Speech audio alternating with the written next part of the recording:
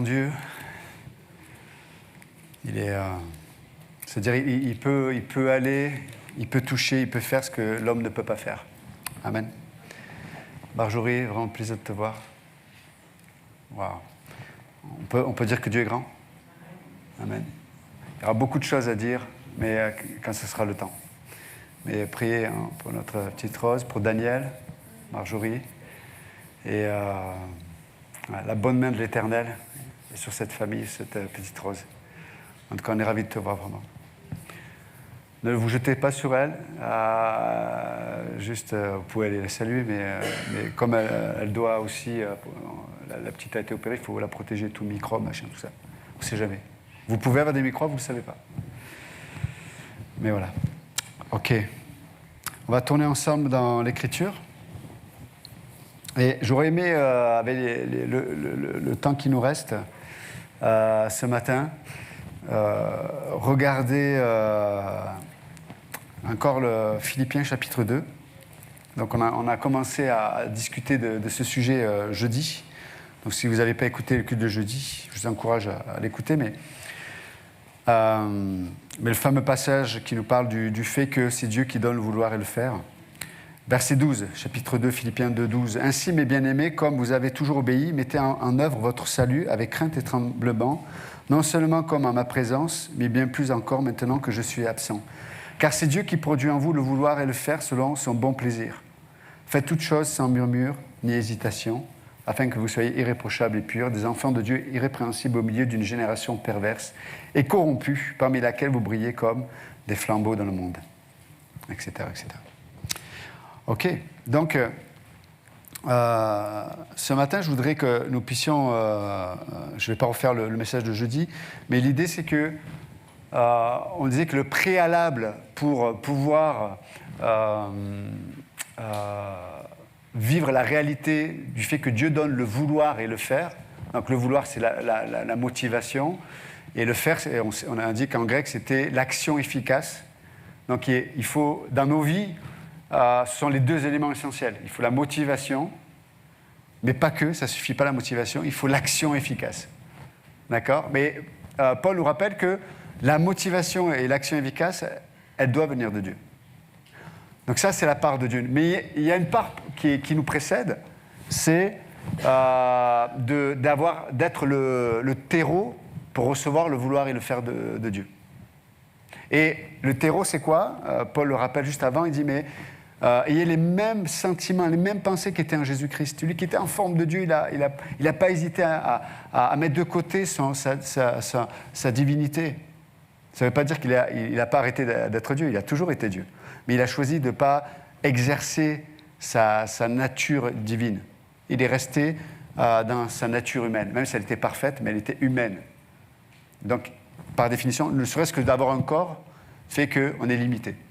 D'accord ? Donc Jésus, il s'est revêtu un corps comme nous. Et donc il nous a représentés. Donc Jésus, non simplement, il a choisi de ne pas vivre ou exprimer sa nature divine, mais en plus que ça, en tant qu'être humain, il est devenu serviteur et le serviteur de tous. Et comme on dit jeudi, il aurait pu venir en tant que homme, mais d'être un super homme. Hein? Aujourd'hui, ça marche bien, les super-héros. Hein, il aurait pu être un super homme, voilà. La gloire, il aurait pu avoir la gloire de tous les hommes parce qu'il était plus intelligent, il était plus fort, il était plus rapide, il avait toute la perfection. Mais non, qu'est-ce qu'il a fait ? Il a choisi d'être le serviteur de tous. Mais pas un serviteur à temps partiel. Non. Serviteur à temps plein. 24 heures sur 24. Serviteur de son Père, serviteur, du coup, des hommes. À quel point faut-il servir ? Jusqu'à la croix. La mort. La mort. Pourquoi il dit juste après, faites toutes choses sans murmure et hésitation ? Parce que quand tu ne veux pas mourir, tu vas murmurer, tu vas hésiter quand même. Fais voir, c'est où ? Ah oui, non, c'est où, je ne saute pas alors. Vous voyez ce que je veux dire ? On a tous ces pensées-là, de dire, mais si je sers, est-ce que les gens ne vont pas se servir de moi ? Jusqu'à la croix. La mort sur la croix. Il ne s'est pas posé toutes ces questions. Parce que qu'est-ce qui nous rend malades? C'est toutes ces questions qu'on ne devrait même pas se poser. Et on lutte, et on lutte, et on lutte. Avec soi-même, avec les gens, avec Dieu. Et avec lui, mais pourquoi il ne change pas? Pourquoi? Mais si je sers, il va se profiter. Soit tu le vois comme ça, soit tu peux te dire, je vais servir, je vais mourir, parce que je vais profiter de quelque chose que personne ne peut profiter. C'est quoi? La vie de Dieu. Je meurs, je expérimente ce que les autres n'expérimentent pas, ou peu malheureusement. La vie de Dieu. Et quand tu vis comme ça, qui c'est qui va faire justice? Dieu. Quand tu te bats, tu vas automatiquement te battre pour te faire justice. Et tu vas mourir pour le coup. Tu vas avoir un ulcère. Tu vas avoir du diabète qui va apparaître. Je vous l'ai dit, vous allez finir bouddhiste à la fin. Hein, tu vas bouder. Quand tu boudes, tu ne bouges plus. Tu manges, tu grossis. Hein, on l'a dit, hein, les cheveux tombent. Tu te mets assis, tu croises les jambes. Et tu penses au passé. Hein, et tu bouddhas. Voilà. Mais comprenez bien que c'est une folie. Je crois que tu en as parlé, non, pasteur? La prédication de la croix, c'est une folie pour l'homme naturel. Pourquoi c'est une folie? Parce qu'il doit mourir. Vous êtes avec moi ce matin ou pas? Pourquoi si peu de manifestations de la puissance de Dieu et du Saint-Esprit sont dans l'Église? C'est pour ça qu'on est obligé de créer des substituts à la vie de Dieu. Émotionnels, organisationnels. Et il faut faire du show, faire du spectacle dans les églises aujourd'hui. Ou il faut faire du... je crois que tu en as parlé un peu, j'écoutais plus ou moins quand j'étais derrière là-bas, mais il faut remplacer la prédication de la croix par autre chose. Mes amis, je vous le dis tout de suite, hein, ça ne marche pas. Pourquoi ça ne marche pas? C'est que vous allez être dépendants de ces choses-là. La croix, elle libère. Pourquoi? Un mort, il est libéré. Quand on met autre chose que la croix, on n'est jamais libéré. Mais on est dépendant. Toujours. Tu es de plus en plus dépendant. C'est une folie. Et Paul le dit, le vouloir et le faire. Vous imaginez, quand on vit comme ça, on devient les canaux de la volonté de Dieu et de l'action de Dieu ici-bas. Vous imaginez le truc de fou, quoi. Quand nous sommes un terrain pour que la volonté et l'action efficace de Dieu apparaissent dans nos vies. Mais du coup, mon désir, c'est ça en fait. Mon désir va rejoindre le désir de Dieu. C'est-à-dire qu'il y a le vouloir et le faire en moi va rejoindre le vouloir et le faire à l'extérieur de moi. Parce que Dieu a un plan. Et là, les pièces, elles s'assemblent. Oh purée, mais je l'ai pas vu. Top. Mais quand tu résistes, tu mets des pièces, mais dans le mauvais sens. Mais ça ne marche pas. Et le moment donné, tu es frustré, tu t'énerves, tu dis, c'est pas possible. Mais c'est qui c'est la faute à qui, là? À qui? C'est le surnom de mon père. C'est Christian. Mais là, je ne parle pas de celui-ci. Je ne parle pas de Christian. Vous voyez? Et ça ne demande pas d'avoir une... ce que Dieu nous demande, ce n'est pas une grande intelligence. Ça ne demande pas un cuit et de... Ah, les oiseaux, ils en ont deux de cuits. Ils font cuit. Hein, mais des fois, les chrétiens, ils sont pareils. Hein. Tu dis, il a deux de cuit, celui-là. Il fait cuit tout le temps. Mais, oui, parce que quand tu es perché sur une branche à hauteur toute ta vie, que tu ne veux pas redescendre sur terre, tu fais comme l'oiseau. Mais en tout cas, l'idée, elle est là. C'est que Dieu... Quand on lui laisse la place d'opérer le vouloir et le faire en moi, on va rencontrer le vouloir et le faire à l'extérieur. Et vous savez, dans Genèse 24, 12, il y a Abraham qui est concerné parce qu'il est vieux, ici, qu'il va mourir. Mais son fils Isaac n'est pas marié, il n'a pas d'enfant. Et il s'inquiète de ça. Mais il s'inquiète, il se dit, mais je ne veux pas qu'Isaac, parce qu'il sait qu'Isaac il va trouver une femme, mais il s'inquiète qu'Isaac trouve une femme en Canaan. Non, il veut qu'Isaac puisse trouver une femme dans la famille d'Abraham. Et donc, il demande à son meilleur serviteur, il dit, je veux que tu fasses une promesse. Vous savez, à l'époque, pour faire une promesse, on mettait la main sous la cuisse du maître. Et là, le serviteur s'engage, il dit, oui, je vais aller chercher une femme dans ton pays pour ton fils Isaac. Donc le gars, il va. Et juste, j'aime ce passage parce que vous allez voir pourquoi je parle de ça. Genèse 24, verset 12.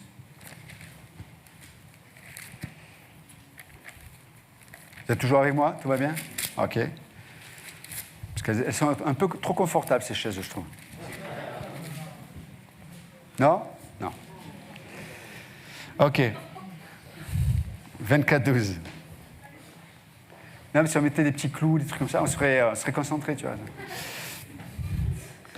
On n'aurait pas besoin, ça va, vous êtes fatigué? Non, non, là, on est occupé, là. Mais, et donc, verset 12. Et regardez, donc le serviteur arrive dans le pays d'Abraham, et il dit, « Éternel, Dieu de mon Seigneur Abraham, fais-moi, je te prie, rencontrer aujourd'hui ce que je désire. Et use de bonté envers mon Seigneur Abraham. » Donc là, on voit le désir, la volonté. Hein? Mais c'est quoi son désir? Son désir est devenu le désir de son maître, Abraham. Vous êtes avec moi ou pas? Et verset 13. « Voici, je me tiens près de la source d'eau, et les filles des gens de la ville vont sortir pour puiser de l'eau. » Vous savez, il y avait un endroit, en fait, toutes les femmes, c'était leur activité, parce qu'elles travaillaient énormément, elles allaient chercher de l'eau pour les animaux, pour la famille, etc., etc. Donc, il savait qu'il y avait un endroit, donc il va là, donc il est en train de prier Dieu. Verset 14. « Que la jeune fille à laquelle je dirai, penche ta cruche, je te prie, pour que je boive, et qui répondra, bois, et je donnerai aussi à boire à tes chameaux, soit celle que tu as destinée à ton serviteur Isaac. Et par là, je connaîtrai que tu uses de bonté envers mon Seigneur. » Verset 15, écoutez bien. « Il n'avait pas encore fini de parler, que sortit sa cruche sur l'épaule Rebecca, née de Bethuel, fils de Mika, femme de Nachor, frère d'Abraham. » Et tout va s'accomplir. Ce que je veux dire par là, en parlant de ce passage, c'est que quand on a cette attitude d'être ce terreau où le vouloir et le faire de Dieu s'opère en nous, dans l'existence de notre vie, on va rencontrer le vouloir et le faire de Dieu, le surnaturel de Dieu. Vous comprenez l'idée? Pourquoi ça ne se passe pas dans nos vies? Parce qu'il n'y a pas le vouloir et le faire qui opère dans nos cœurs. Pourquoi? Parce qu'on ne veut pas aller à la croix. On ne veut pas mourir à la croix. Et je reviens un peu à ce que je disais tout à l'heure. Les gens sont malades aujourd'hui. Les chrétiens sont malades. Il n'y a pas de victoire. Ils ne savent pas ce que c'est la victoire. Pourquoi? Parce que la folie de la prédication. Vous savez, c'est comme... Il y a vraiment un principe qu'on doit comprendre. Je finis avec ça ce matin. J'ai vu que tu as utilisé des Astartés.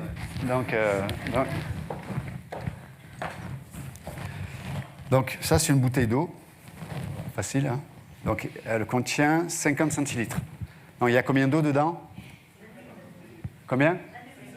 50, très bien. OK. Si on la vide. Donc, s'il n'y a plus d'eau, elle est quoi? Elle est vide. Donc, il n'y a rien du tout. OK? Il n'y a plus les 50 centilitres d'eau. La question qu'on peut se poser, c'est qui... donc, elle est remplie d'air. OK? Donc, qui a rempli d'air cette bouteille? Alors, certains vont dire Dieu. Vous savez, Dieu, il n'a rien à faire. Il passe toute sa journée à remplir les bouteilles d'eau, vide, d'air. Oui, non, mais je dis ça parce qu'il y a des gens qui voient Dieu partout alors qu'il n'y est pas. On rencontre une personne, il est merveilleux, c'est sûr que c'est Dieu qui me l'a envoyé.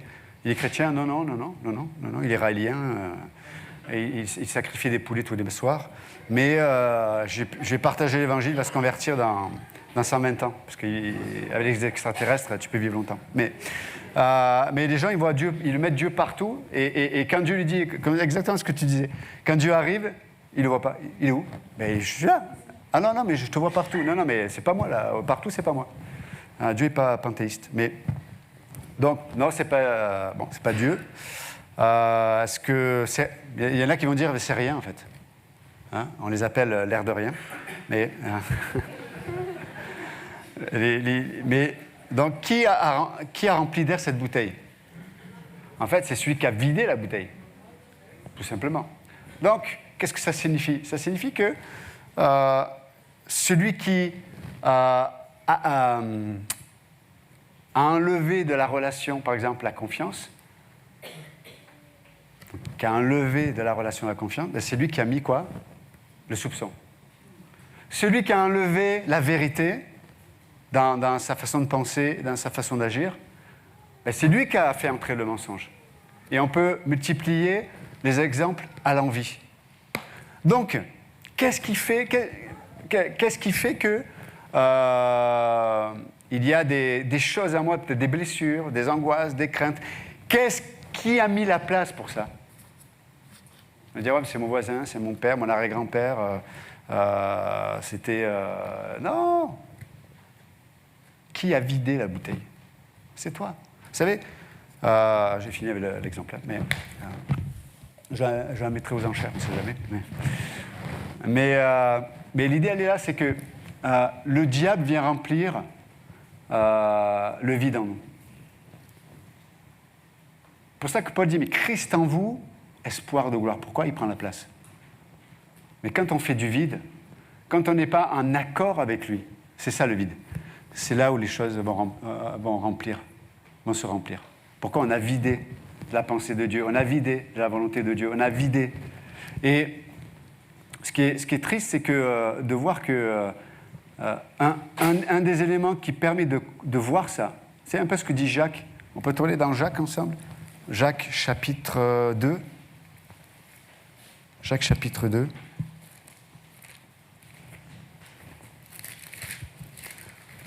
Jacques chapitre 2. Et on va lire le verset, à partir du verset 14. Il dit, mais mes frères, que sert-il à quelqu'un de dire qu'il a la foi s'il n'a pas les œuvres? Cette foi peut-elle le sauver? Si un frère ou une sœur sont nus et manquent de la nourriture de chaque jour, et que l'un d'entre vous leur dise « Allez en paix, chauffez-vous et rassasiez-vous », et que vous ne leur donniez pas ce qui est nécessaire au corps, à quoi cela sert-il? Il en est ainsi de la foi. Donc là, c'est juste pour illustrer son propos. Il en est ainsi de la foi. Si elle n'a pas les œuvres, elle est morte en elle-même. Mais quelqu'un dira, mais toi tu as la foi et moi j'ai les œuvres. Montre-nous ta foi sans les œuvres et moi je te montrerai la foi par mes œuvres. Tu crois qu'il y a un seul Dieu, tu fais bien, les démons le croient aussi et ils tremblent. Veux-tu savoir, ô homme vain, que ta foi sans les œuvres est inutile, elle est morte? Donc là, qu'est-ce que dit Jacques? Il dit que si on n'est pas dans le mouvement de Dieu, si on n'est pas dans l'action de Dieu, notre foi est morte. C'est-à-dire qu'on a la connaissance, mais on n'a plus la vie. On a l'expérience, mais il n'y a plus l'autorité de Dieu qui se manifeste dans notre cœur. Et là, tu regardes, et là, tu passes ton temps à essayer de réparer les brèches. Et vous savez, quand la foi est morte, c'est les brèches du passé qui reviennent toujours. Les anciennes brèches, elles apparaissent. Parce qu'il n'y a que la foi vivante, il n'y a que cette relation vivante avec Dieu qui permet que ces brèches ne réapparaissent pas. Et donc, Dieu nous dit que c'est la foi vivante, simple. Mais la foi vivante, simple, elle nous amène à une réalité simple. La folie de la croix. Vous êtes avec moi? La folie de la croix. Arrête de te battre. Arrête de lutter avec Dieu. Rejoins Dieu dans sa volonté et dans son action active, efficace. Et tu verras que tu vas être comme le serviteur d'Abraham. Tu dis, je prie et hop, mes yeux sont capables de voir la volonté et l'action de Dieu. On se fatigue trop à essayer d'accomplir la volonté de Dieu à l'extérieur, alors qu'il faut d'abord la recevoir à l'intérieur. Moi, j'essaie d'accomplir la volonté à l'extérieur parce que ça dépend de moi. Or, pour que la volonté de Dieu s'accomplisse à l'intérieur, ça demande la mort de moi.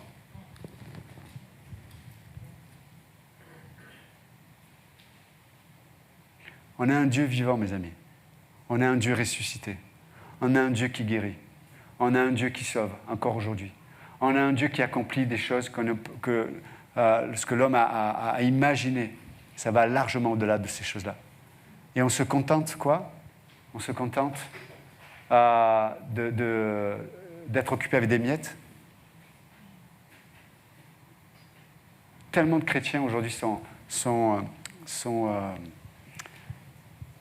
comme quelque part on n'accepte pas ce processus en nous, on se fait du mal, et on fait du mal aux autres. On est torturé. Les gens sont malades aujourd'hui, les chrétiens sont malades. Quand j'entends la confession des chrétiens, j'ai l'impression que Dieu n'existe pas. C'est fou, hein? Mais Dieu dit, mes amis, je suis là, mais je n'ai pas changé. Voilà. Et commencez pas à chanter une chanson. Romains 12, vous vous souvenez, Romains 12, qu'est-ce qu'il dit? C'est intéressant parce qu'il parle aussi d'offrir notre corps comme un sacrifice vivant. Il rejoint Philippiens 2.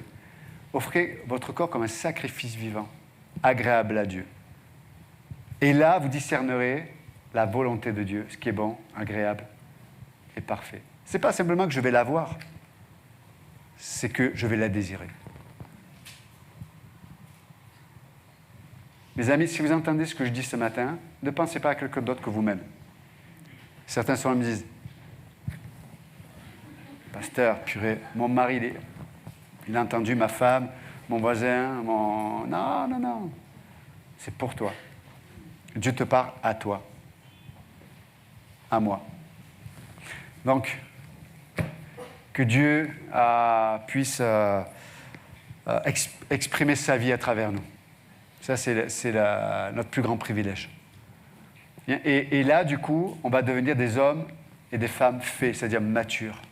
Et on aura un rapport aux situations avec maturité. On va pouvoir discuter avec maturité. Et quand il n'y a pas de maturité, amertume. Et comme dit Paul, et je râle, et je parle, et j'exprime toute mon incrédulité, toutes mes blessures, toutes mes angoisses, toutes mes craintes, et je parle, je médite, et je commence à m'identifier à ça.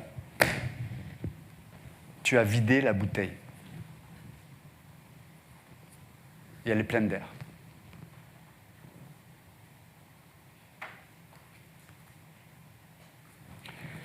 Je pense à un truc.